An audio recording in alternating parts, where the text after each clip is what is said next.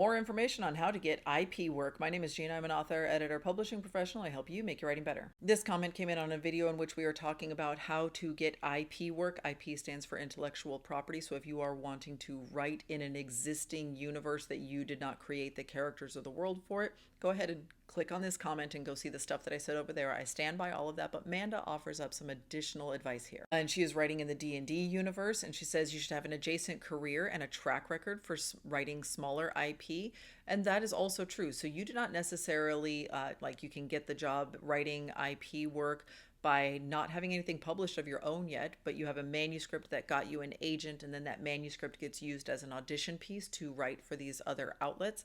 But you could be selling your own stuff. And they might come and approach you and say, hey, we noticed that you are selling really well and that you are writing something that feels like the thing we want to sell also. And so they might approach you and you might get a contract that way. But the two things that she says here at the end, you need a reputation for being easy to work with and making your deadlines.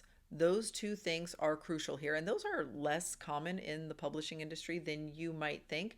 A lot of people miss deadlines, but when you are working with a brand that has a public image and an army of fans that they have made a promise to, you need to be able to meet your deadlines because those deadlines and those promises matter a lot. Brandon Sanderson has talked about the fact that when he took over for Robert Jordan on the Wheel of Time, a portion of why that decision was made is because he was known for making his deadlines. Doesn't matter how much work this guy has on his plate, he's going to meet his deadlines and he's going to fulfill his obligations. I know some people who have done some ghostwriting for some very famous authors or some very famous faces, and those famous faces and famous names are very controlling about certain aspects of the process, and the author who is stepping in as a ghostwriter or a collaborator needs to be able to roll with that and realize that their name is not the one on the cover of the book, and they just have to be like, you know what, that's how you want it to go, then that's what we are going to do with it. We are going to follow your plot and your outline. I am going to follow these marching orders